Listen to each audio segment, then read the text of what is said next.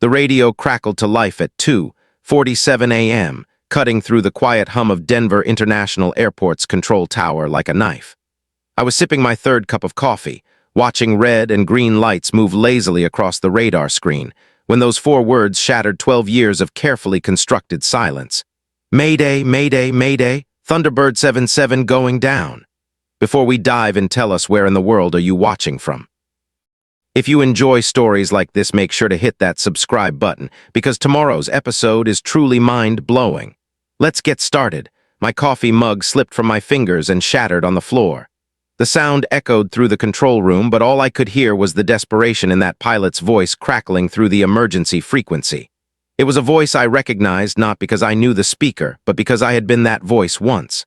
Terrified, alone, fighting against time and gravity, and the terrible certainty that everything was about to go wrong. My name is Commander Vivienne Vex Castellano, though for the past 12 years I've just been Vex, the air traffic controller. The quiet woman who guides commercial flights safely to their gates, who never talks about her past, who flinches whenever military jets thunder overhead during air shows. But before I became the woman who hides from the sky, I was one of the deadliest F-22 Raptor pilots the Air Force had ever trained. I had flown 87 combat missions without losing a single wingman. I had medals in a box I never opened and commendations I never displayed. I had been the pilot other pilots called when everything went sideways, when the mission was impossible, when someone needed to thread a $50 million fighter jet through a needle at twice the speed of sound. I was the one they trusted to bring everyone home. Until the day I didn't. Lieutenant Commander Adrienne Hartwell was 26 years old when her F-22's hydraulics failed over hostile territory in Afghanistan. She was my wingman, my responsibility, my friend. She was also the reason I walked away from everything I had ever been good at, and spent the next 12 years pretending that Commander Castellano had died in that same desert where Adrienne's aircraft had cartwheeled into the mountains. But as I stared at the broken coffee mug at my feet, listening to another pilot's desperate mayday call echoing through the tower, I realized something that would change everything. Some calls to duty can never truly be silenced. Some skills never leave your muscle memory. And sometimes, the very past you've been running from is exactly what someone else needs to survive. Harvey, my supervisor, was frantically switching between radio frequencies, trying to reach military control through the storm interference. The other controllers were frozen, staring at their screens like they were looking at hieroglyphics. None of them had ever talked a fighter jet through an emergency. None of them understood the terrible mathematics of fuel consumption and glide ratios and ejection procedures over mountain terrain. But I did. The question wasn't whether I remembered how to save a pilot's life. The question was whether I had the courage to become Commander Castellano again, even if it meant facing the guilt and the grief I had been carrying like stones in my chest for over a decade. Captain Delphine Morrison's voice cut through my thoughts again, younger than Adrienne had been, just as scared, just as far from home. Denver Control, I'm losing hydraulics. I need vectors to nearest suitable runway or I'm punching out in 90 seconds. 90 seconds to decide if the woman I used to be was worth saving. 90 seconds to choose between the safety of my hidden life and the possibility of redemption. What happened next would either prove that some people are meant to stay buried, or that sometimes the most important flight of your life happens when you're not even in the cockpit. Let me tell you about the life I built after I stopped being a fighter pilot. It's a small life, but it was supposed to be a safe one. Every morning at 5:30 a.m., my alarm goes off in apartment 4B of the Meridian Complex in Aurora, Colorado. The walls are beige. The carpet is beige. Even my coffee maker is beige. I chose beige because beige doesn't demand attention, doesn't ask questions, doesn't remind you of the deep blue Colorado sky where F-22's carve contrails like signatures across the heavens. I make my coffee in the same blue ceramic mug every day. It's the only splash of color in my kitchen, a gift from my younger brother Quentin 3 Christmases ago. He thinks I work in airport logistics, coordinating cargo shipments and passenger manifests. When he asks me about my job, I tell him it involves moving things from one place to another safely. It's not technically a lie. My elderly father Bartholomew lives in a retirement community 40 minutes away. Twice a month, I drive my sensible Honda Civic to see him, and we eat lunch in the community dining room while he tells me stories about his days as a mechanic for Continental Airlines. He thinks I'm afraid of flying. When he suggests we take a vacation somewhere tropical, I change the subject and ask about his physical therapy. He stopped pushing after the 5th year. My neighbors know me as the quiet woman who tends a small herb garden on her balcony. I grow basil and rosemary and thyme, plants that require careful attention but never surprise you. Mrs. Chen from 4A sometimes borrows my watering can. Mr. Rodriguez from 4C nods politely when we pass in the hallway. They've never heard me raise my voice, never seen me move with the predatory precision that 12 years of military training burned into my muscle memory. They certainly don't know that the woman who waters their plants used to fly missions over Afghanistan at altitudes where the sky turns black even at noon. On my dresser, there's a framed photograph lying face down. It's been in that position for exactly 12 years, 4 months, and 16 days. Sometimes I catch myself reaching to turn it upright before my hand freezes, and I remember why it stays hidden. The photo shows 8 pilots from the 525th Fighter Squadron, Bulldogs, standing in front of our F-22’s after a successful mission. We're all grinning, covered in sweat and adrenaline, believing we were invincible. Adrienne is standing next to me, her helmet tucked under her arm, her dark hair plastered to her head, her smile brighter than the desert sun behind us. That picture was taken 3 months before Lieutenant Commander Adrienne Hartwell didn't make it home. In my bedroom closet, behind the sensible pantsuits I wear to work and the casual clothes I wear on weekends, hangs my flight suit. It's still pressed, still ready. The name tape still reads CASDLLANO in crisp black letters. Sometimes, usually after my father calls to check on me or when Quentin texts photos of his latest rock-climbing adventure, I find myself standing in front of that closet with my hand on the zipper.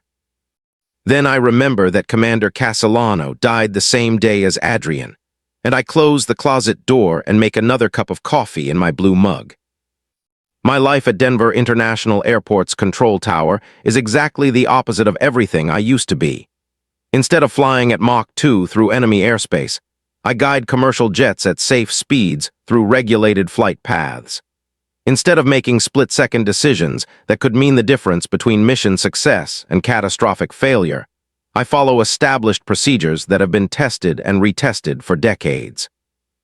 Instead of leading squadrons of elite pilots into situations where courage and skill were the only things standing between us and disaster, I work alone in a room full of radar screens and radio frequencies, speaking to pilots I'll never meet, guiding them to destinations I'll never see. It's predictable work, safe work, work that never asks me to be more than I'm comfortable being, work that never requires me to trust my instincts when the textbook answers run out. Work that never forces me to choose between following orders and saving lives, because in civilian air traffic control, those two things are always the same.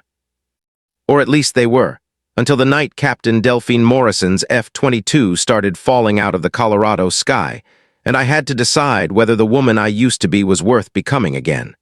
The night of March 15th started like any other graveyard shift.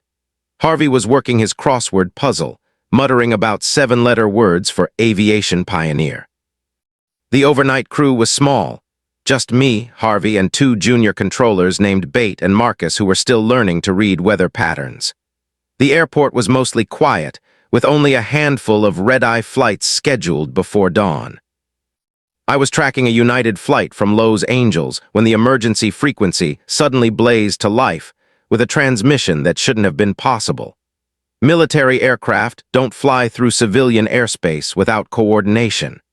F-22 Raptors especially don't broadcast on emergency frequencies unless something has gone catastrophically wrong. Mayday, mayday, mayday. This is Thunderbird 77, Air Force F-22 Raptor experiencing multiple system failures, requesting immediate assistance from any control station. The voice was young, female, and trying very hard not to sound as terrified as I knew she was. Harvey dropped his pencil. Bate and Marcus froze at their stations, staring at their screens like the radar signatures might explain themselves. In 12 years of civilian air traffic control, none of us had ever handled a military emergency. We guide passenger jets and cargo planes, aircraft that follow predictable flight paths and land on schedule. We don't save fighter pilots. Denver Control, this is Captain Delphine Morrison, Thunderbird 77. Primary engine failure, backup engine running rough. Navigation systems offline. I'm flying blind in heavy weather over the Colorado Rockies, and I need vectors to the nearest suitable runway. I could hear the storm in the background of her transmission, the howling wind that was probably throwing her aircraft around like a toy. More importantly, I could hear something else, the slight breathlessness that happens when a pilot is fighting G-forces, when the aircraft is bucking and rolling and refusing to respond the way it should. Harvey was frantically switching between radio frequencies, trying to reach Peterson Air Force Base or NORAD, or anyone with the proper clearance to handle this. The storm that was trying to kill Captain Morrison was also interfering with our long-range communications. Every call he made came back with static or dead air. "Her altitude is dropping," Marcus said, his voice cracking slightly. 15,000 feet and descending. I watched the radar signature that represented a 26-year-old pilot fighting for her life above the most unforgiving terrain in Colorado. The Rocky Mountains don't forgive mistakes. They don't offer second chances. And they certainly don't care how many training hours you have or how confident you felt when you took off. 14,000 feet, Bate whispered. The numbers on my screen were telling a story I recognized. A story I had lived through once before in a different desert with a different pilot who had trusted me to bring her home. Hydraulics failing. Navigation systems dark. Engine problems that turned a $50 million fighter jet into an expensive glider with wings that might not respond when you need them most. "Denver Control, I'm losing hydraulics now," Morrison's voice cut through the static. "Backup systems are failing. I need an immediate vector to the nearest suitable runway or I'm ejecting in 60 seconds. Harvey turned to me, desperation written across his face. "Vex, you used to work military logistics, right? Do you know anything about fighter jets? Anything at all?" The lie I had been living for 12 years crumbled in that moment.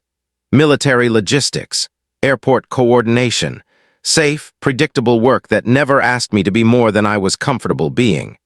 The careful fiction I had built around my new identity dissolved like sugar in rain. I could feel everyone in the control room looking at me, waiting for an answer that would either save Captain Morrison's life or confirm that we were all helplessly watching a tragedy unfold. 60 seconds to decide whether the woman I used to be still existed somewhere underneath 12 years of guilt and grief and carefully constructed denial. 12,000 feet, Marcus said, his voice barely above a whisper. On my radar screen, the blip that represented Captain Delphine Morrison continued its steady descent toward the mountains. In 60 seconds, she would pull the ejection handles and trust a parachute to carry her safely away from her dying aircraft. In these weather conditions, over this terrain, ejection was almost as dangerous as trying to land a crippled fighter jet. Unless someone who understood F-22’s and emergency procedures, and the terrible mathematics of fuel consumption and glide ratios, could talk her through the impossible and bring her home alive. Harvey was still staring at me. "Vex, do you know anything that could help her?" 53 seconds to decide if Commander Castellano was really dead, or if she had been waiting 12 years for exactly this moment. The decision came from somewhere deeper than thought, somewhere beyond the careful walls I had built around my new identity. I stood up from my civilian controller station and walked across the control room floor, my legs moving with a purpose I hadn't felt in 12 years. Harvey was still staring at me, waiting for an answer, but I was already reaching for the emergency military frequency radio. "Thunderbird 77, this is Commander Vivienne Castellano, former 525th Fighter Squadron. I've got you, pilot. Talk to me." The words came out in my command voice, the one I had used to lead squadrons through impossible missions, the one that brooked no argument and left no room for doubt. For the first time since Adrian died, I sounded like myself again. The entire control tower went dead silent. Harvey's mouth fell open like he was watching me transform into someone completely different, which I suppose I was.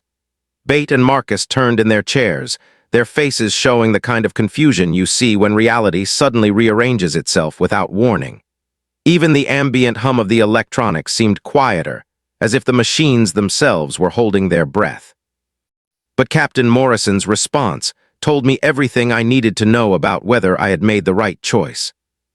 "Commander Castellano, ma'am, I know that name. You're in my training manual. Section 12, Emergency Procedures. They use your Kabul rescue mission as the textbook example of precision flying under impossible conditions." My hands had stopped shaking. 12 years of suppressed training and instinct were flooding back into my nervous system like water rushing through a broken dam. I could see the situation with perfect clarity now, not through the eyes of Vex, the air traffic controller who guided safe planes to safe destinations, but through the eyes of Commander Castellano, who had once talked 7 pilots through a sandstorm evacuation when GPS failed and visibility dropped to 0. "Morrison, I need you to give me your current status. Everything.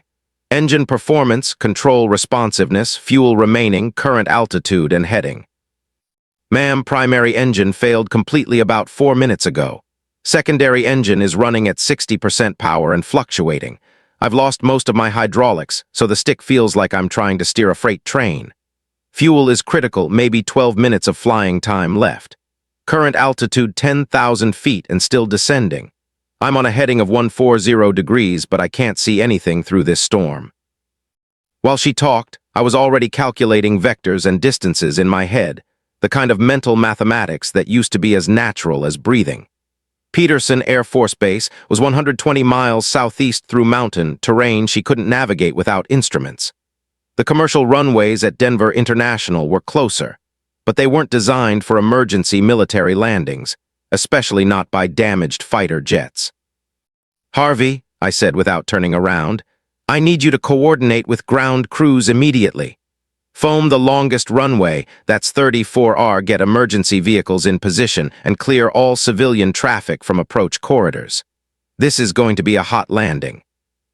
Harvey nodded and started making calls, his confusion replaced by the focused efficiency that comes from having clear orders in a crisis. Bate and Marcus were pulling up runway specifications and weather data without being asked, their training taking over even if they didn't understand exactly what was happening. "Morrison, listen carefully. I'm going to thread you through the storm system, but you need to trust me completely. Can you do that?" "Yes, ma'am, Commander, I trust you." Those words hit me harder than I expected. Adrian had said something similar in the minutes before her hydraulics failed completely, before I lost her to physics and bad luck and the cruel mathematics of mechanical failure. The memory should have paralyzed me, should have sent me back to my civilian station and my safe, predictable job. Instead, it sharpened my focus to a knife's edge. "Reduce speed to 250 knots and begin a gradual descent to 8,000 feet. I'm going to guide you through a gap in the weather pattern that will give you a straight approach to our longest runway. Morrison, this is going to require precision flying, but I know you can do it. They don't put pilots in F-22’s unless they're the best of the best." "Roger, Commander, reducing speed and beginning descent." As I watched her radar signature adjust course based on my instructions, I realized I wasn't just trying to save Captain Morrison. I was trying to prove that the skills Adrian had trusted, the instinct she had died believing in, might still be enough to bring someone home. For 6 minutes, I guided Captain Morrison through the storm with the kind of precision I hadn't accessed in over a decade.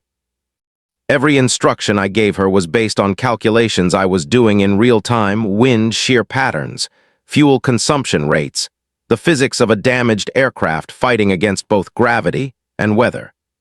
She followed my vectors exactly, trusting me to thread her through gaps in the storm system that existed for maybe 30 seconds at a time. "Commander, I've got visual on your runway lights," Morrison's voice crackled through the radio. "But ma'am, my landing gear indicator is showing red. I don't know if they're down." The words hit me like a physical blow. Landing gear failure. The exact same mechanical problem that had killed Adrian over the mountains of Afghanistan 12 years ago. For a moment that felt like an eternity, I was back in that other control room, listening to another pilot describe the same impossible choice between a risky landing and certain ejection over dangerous terrain. But this time was different. This time I had options. Morrison, listen to me carefully. I'm going to talk you through a gear-up emergency landing. It's dangerous, but with the runway, foam, and emergency crews in position, it's survivable. The question is, do you trust me to bring you home? Her response came immediately, without hesitation. Yes, ma'am, Commander, I trust you completely. Those words gave me something I hadn't felt since the day I lost Adrian, the absolute certainty that I was exactly where I was supposed to be, doing exactly what I was trained to do. This wasn't about redemption or proving anything to myself. This was about what I had always been good at, bringing pilots home alive. Okay, Morrison, here's what we're going to do. Approach speed 180 knots, flaps full down. The runway is covered in foam, and you're going to land that bird like you're setting an egg on a pillow. No heroics, no last-second corrections. Trust your training and trust the aircraft. Roger, Commander. Final approach 180 knots, flaps full. Through the control tower windows, I could see the emergency vehicles lined up along the runway, their lights painting the foam-covered asphalt in reds and blues. Harvey was coordinating with ground crews, his voice steady and professional despite the fact that none of us had ever handled anything like this before. 2 miles out, Morrison reported. I can see the foam on the runway. This is really happening, isn't it? It's really happening, I confirmed. And you're going to make it. 1 mile out now, hold your approach steady. The radar showed her aircraft lined up perfectly with the runway centerline. Every vector I had given her, every correction she had made, had led to this moment. Through the radio static, I could hear her breathing, controlled and focused, the way pilots breathe when they're about to do something that requires every ounce of skill they possess. Half mile, landing lights on the runway. Commander, I want you to know, whatever happens, this has been an honor. The honor is mine, Captain. 1/4 mile now. You're looking perfect on approach. Then I could see her aircraft through the storm, a dark shape against the gray sky, descending toward the foam-covered runway with the kind of precision that only comes from excellent training and absolute trust. The F-22 touched down in a shower of sparks and smoke, sliding down the runway in a controlled skid that threw foam and debris in all directions. For 30 seconds that felt like 30 years, emergency vehicles surrounded the aircraft while we waited to see if the greatest landing I had ever guided had been good enough. The radio was silent except for the hiss of static and the sound of my own heartbeat thundering in my ears. Then Captain Morrison's voice cut through the silence, steady and strong. Denver Control, Thunderbird 77 is down safe. Aircraft damaged but pilot uninjured. Commander Castellano, that was some of the finest air traffic control I have ever experienced. You saved my life. I was crying before I realized it, not from grief this time, but from something I hadn't felt in 12 years. Relief, vindication.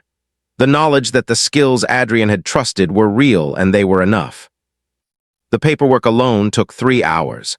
Military investigators, FAA officials, and airport security all needed statements about how a civilian air traffic controller had successfully guided an F-22 Raptor through an emergency landing. I answered their questions with the calm precision I had once used in post-mission debriefs, but inside I felt like I was learning how to breathe again. Captain Morrison requested to meet me before she was debriefed by military personnel.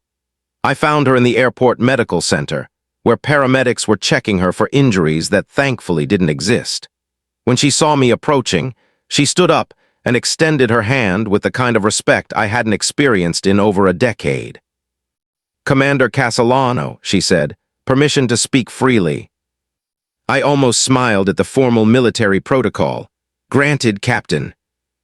Ma'am, I don't know what brought you to that control tower tonight, but I'm grateful you were there. I've read about your service record.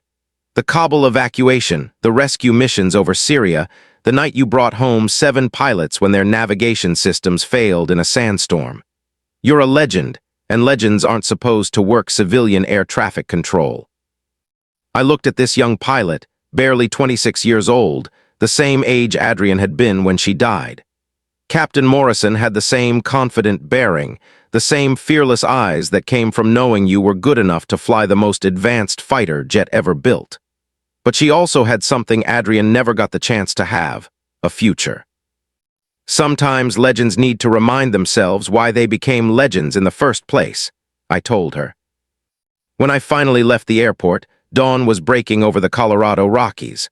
The storm had passed, leaving behind a clear sky that seemed impossibly blue after the gray chaos of the night. I drove home through empty streets, my hands steady on the steering wheel for the first time in years.